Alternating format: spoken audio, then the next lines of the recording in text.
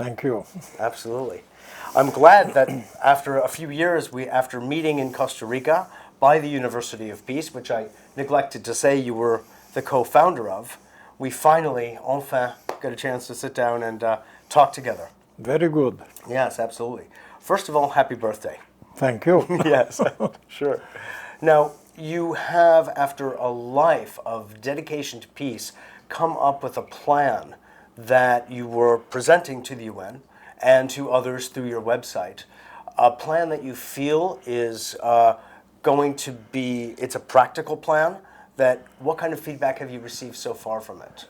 Well, let me say that I did something which is very similar to you, namely... No, I to you. A few years ago, my wife said to me, Robert, there are 2,000 days left to the year 2000.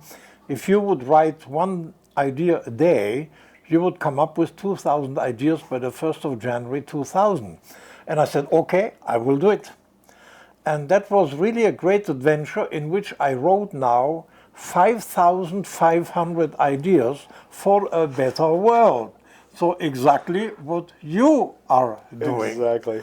And in the middle of this now, you had the Iraq crisis, on which so many things concentrated that I said to myself, wait a minute, we are at the beginning of the 21st century. Nobody speaks about the future anymore. We have to look into the long-term future. The future can be very dismal if we do not begin to plan systematically how we would like to develop. So, for example, even in the Johannesburg conference, there was not a word about population. Well, as far as population is concerned, by the year 2050, in 50 years from now, the Western white population is going to lose 40 million people, and the poor countries are going to increase by 300 billion people. 300 billion? Now, can you imagine what a disaster this is going to be? This is almost at impossible. At current rates of today, in other words. At the current rates of today. 300 billion? Now, wait a second. Yes, no, by 300, it will go from 9.1 billion, 6.3 billion today, to 9.1 billion. So in other words, it's 3 billion increase. Now, this is an incredible situation. Extraordinary. And nobody pays any attention to this. So I said, we have to look at the future. And then one day they asked me to speak in San Francisco, the United Nations Associations. Robert, you're an old-timer from the UN. What do you intend to do with the rest of your life? And I said, well, I have 3 plans. The first one is to have a world peace plan by the year 2010, to really get rid of all those wars and armaments and other stuff with which we are saddled, the Iraqs and others, the Middle East, Kashmir, Cyprus, which are hanging around, to really come up with a peace plan 2010. And then the second one would be a plan for a better government of the world. This planet is not governed. You have all these nations, they govern differently, and the UN has never been asked to give the advice of a government. So that by the year 2020, we should have a proper Earth and human government. And then, like the sportsman, we should have a big ideal to get closer to it. So that I have developed now a third plan, which will be Paradise Earth in 2050. Okay, so this is what You're making us wait too long. Voilà. So that the first plan exists already and has been distributed to people in the United Nations, and it has gone today to the President of the General Assembly to make them really work on the year 2010. So that is being done now, because now they're all concentrating on Iraq and other things, and they're forgetting about the future, which is here. Right, very true. And Iraq, as you said, it's a very concentrated place and symbol. And because it's such a key point in the Middle East, there's no such thing as a war on Iraq. It's actually all the surrounding areas too. Absolutely. There's just no way it's something Absolutely. is containable Yeah. like that.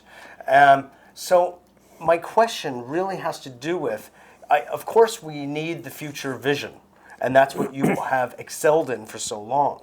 At the same time, we have to look at the immediacy of the situation, which is that literally in a week, we have an administration that is calling for bombing Iraq virtually out of existence.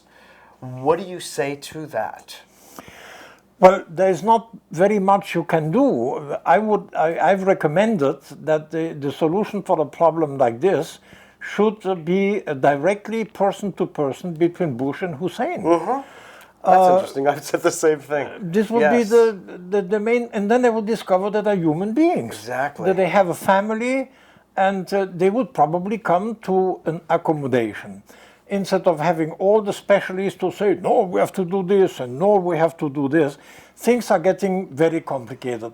As an assistant to the Secretary General, I always said, for heaven's sake, have a telephone conversation with President so-and-so. In Bangladesh, they were almost on having a permanent war between India and Pakistan. I said, please, for heaven's sake, give a ring to the Indian president and to the Pakistani one to meet. If not, they are going to be saddled for decades and decades. They met, and we didn't have the long-term war. And I've also recommended that all heads of states and the Secretary General, they should have a telephone day and night to pick up the phone and to talk directly. Exactly. I saw that as one of the points in your plan. The telephone is such an easy, fine piece of technology that can bring people together, let alone airplanes. And literally a matter of hours, anyone, anywhere in the world can find a central location and talk. Absolutely. So really what you're advocating, Robert, is this idea that when human beings sit down in the same room and talk, things happen. Things of a human nature happen. Especially when they're heads of states. Because if you are an official, you have to worry, well, what is my boss going to mean? You see? Yes. So I have to execute the orders of my boss. But if you're a head of state, you have a much greater leeway. I will never forget, I was invited to China because I was instrumental in getting China back into the UN. Yes. And then we were received by... As per the beginning of this book. Right. We had there Xu Enlai inviting us at 10 o'clock in the evening saying, I cannot be asleep when they're awake in the Pentagon in Washington. And there was a big screen there. And then he spoke about the importance of the Secretary General to be a mediator. I said, my God, but why don't you pick up the phone and call President Nixon and tell him that something is being concocted there in Korea? And Nixon would say, let me look into it. And a day later would call back, you're absolutely right. Those idiots, they were trying to have another conflict over there.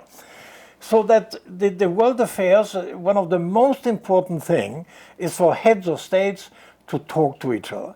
I would like their wives to know each other. Yes. I would like their children to know each other. It would be a completely different world from what it is today. Make it personal, in other words. Make it very personal. Yes. That is one of the suggestions. And then to look into the future, what is the United States going to look like in 30, 40, or 50 years? How is the developing world going to look? If you have this enormous increase of population in the poor countries, you're going to have a lot of violence. They're going to try to break the borders. So that, and also I'm always remembering what we did in Alsace-Lorraine.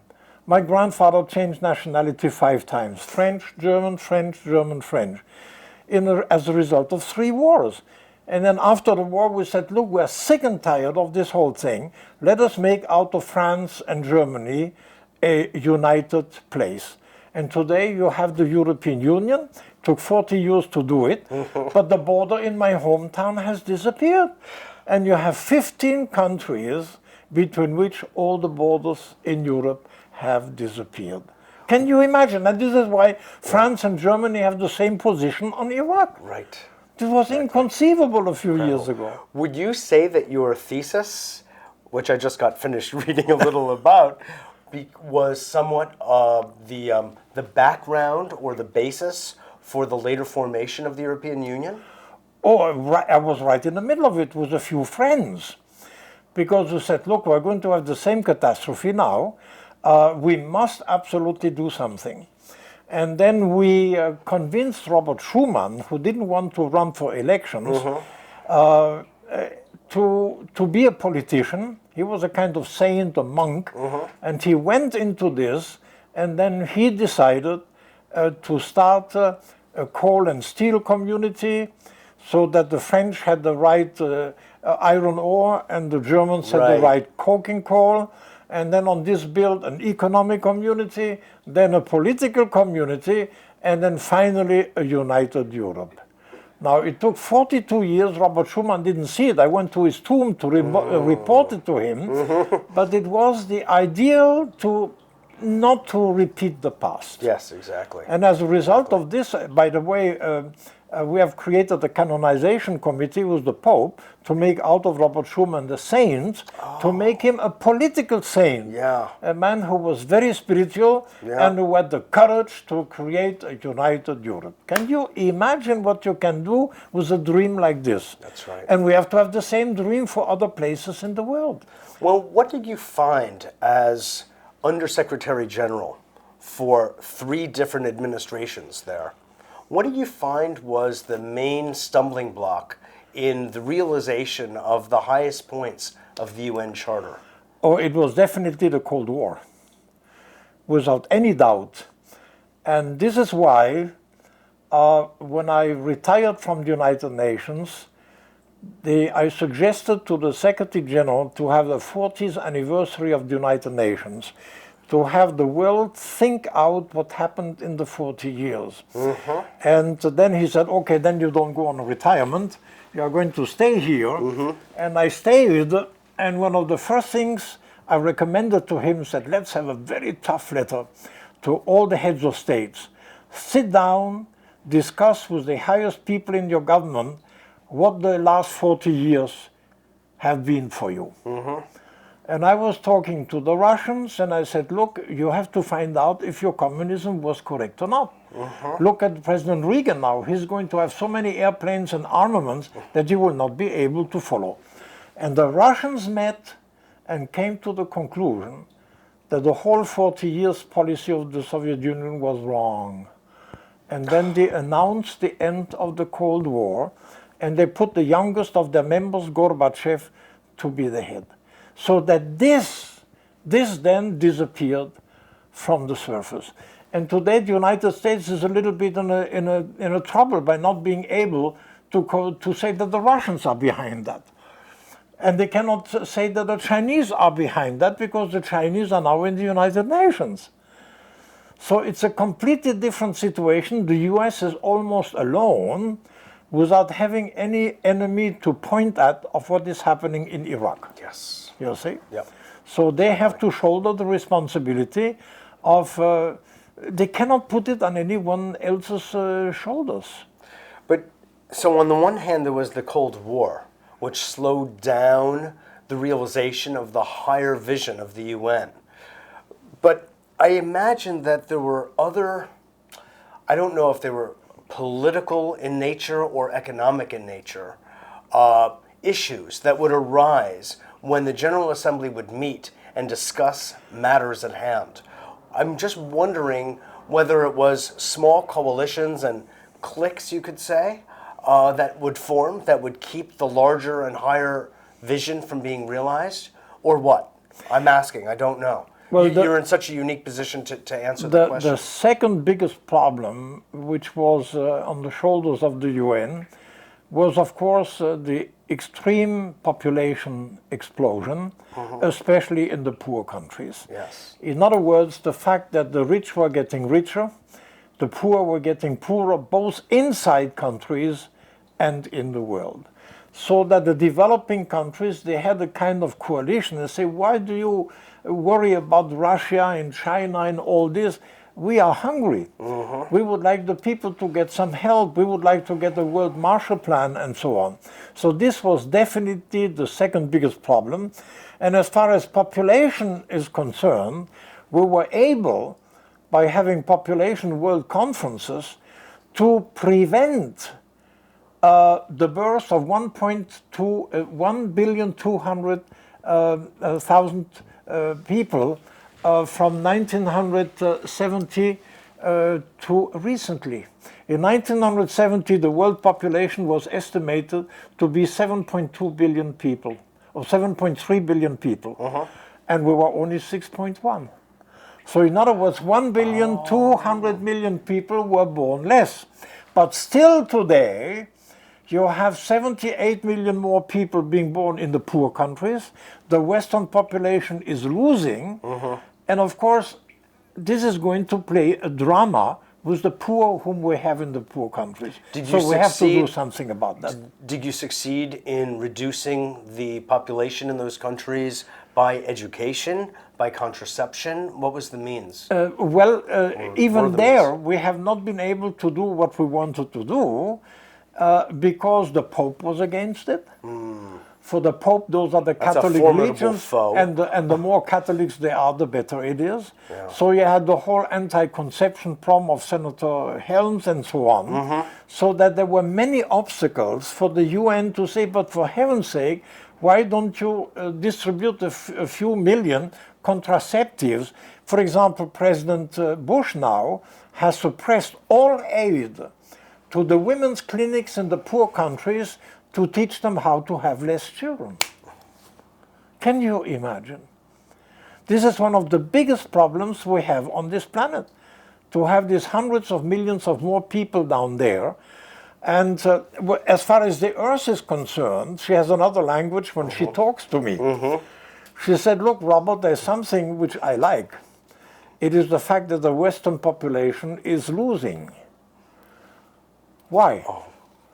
Well, because a person in a rich country in the United States consumes 30 times more of my material resources than someone in a poor country.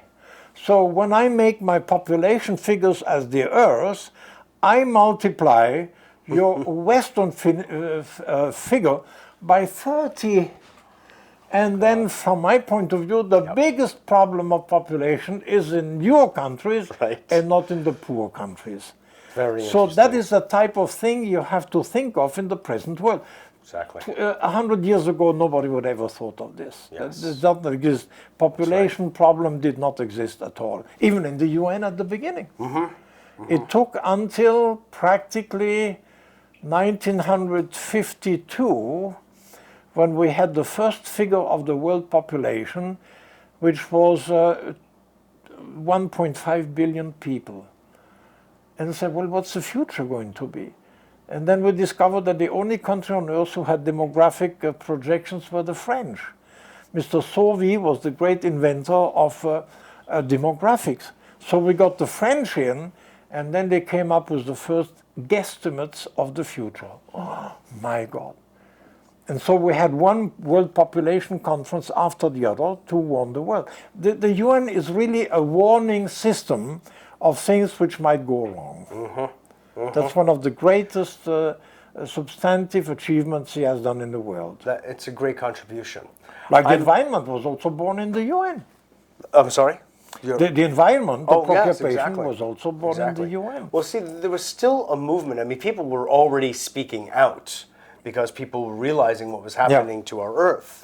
It's just, I think that the United Nations helped to formalize, absolutely, and make it public, world known, what the issues were. That's it. I do want to ask you, I hate to say we're beginning to run out of time here, but I do want to ask you, because it does come up in your peace plan, about you call for the disarmament and the reduction of, in fact, the elimination of all arms, which is something, by the way, I am in great sympathy with, by all means. My question to you, though, Robert, is you know better than most the way things work and why they work the way they work.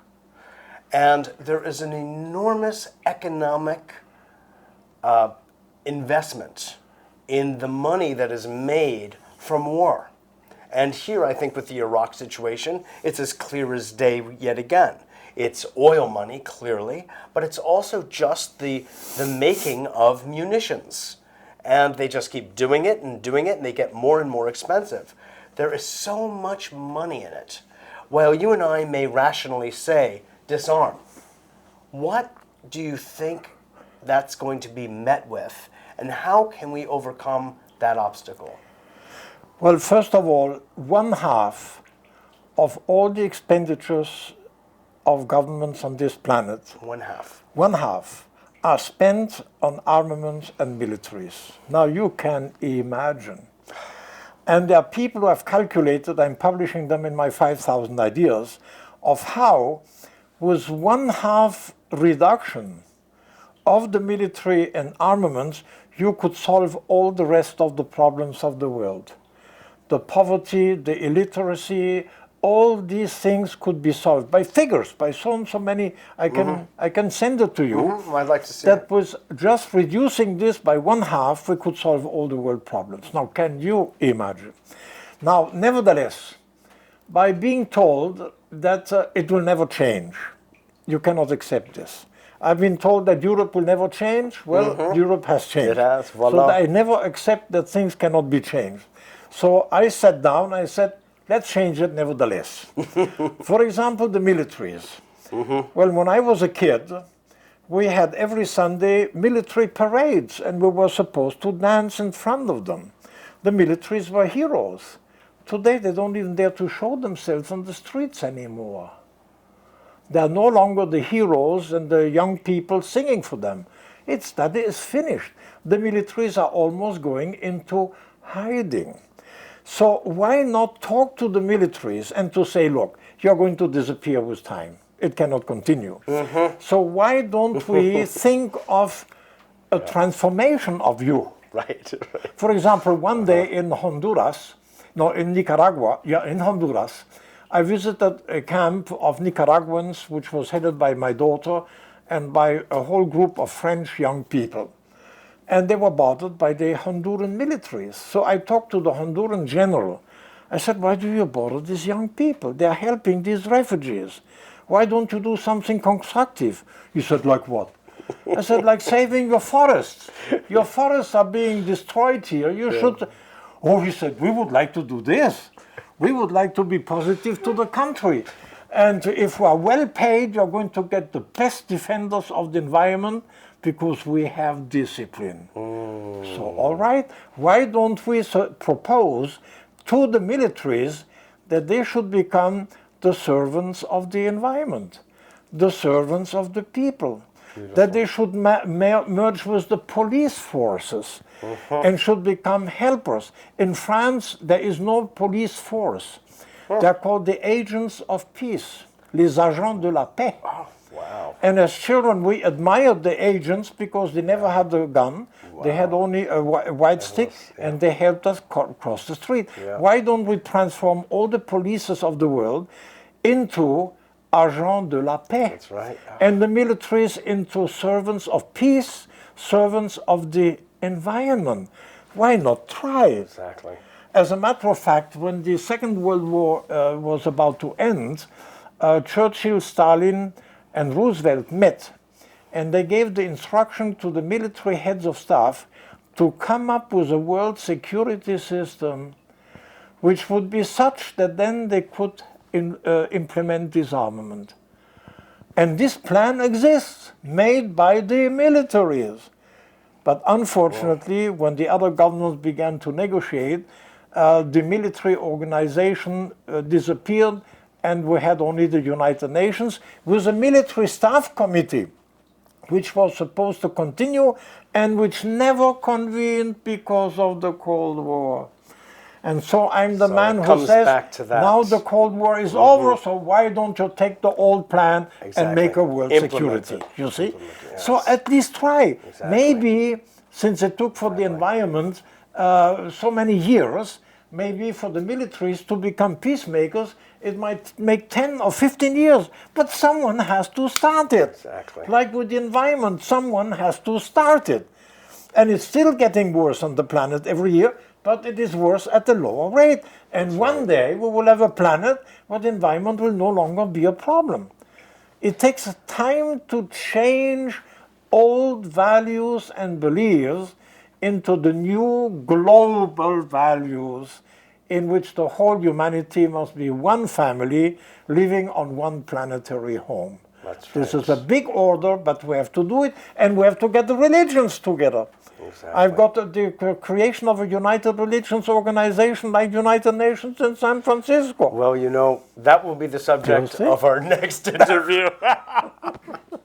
I want to thank you for sharing your words of wisdom and your vast experience with me and with our audience, because I think you might be the person who is going to spearhead the revival of these plans, and certainly I'll be there to help you. Thank you very much. Absolutely. Thank you you. so much for being here with us and sharing your light and your optimism at a time of some darkness, because I really feel it helps make a huge And difference. in the please, world. public, think that it is possible. Yeah. Don't be pessimistic about the future. Be optimistic.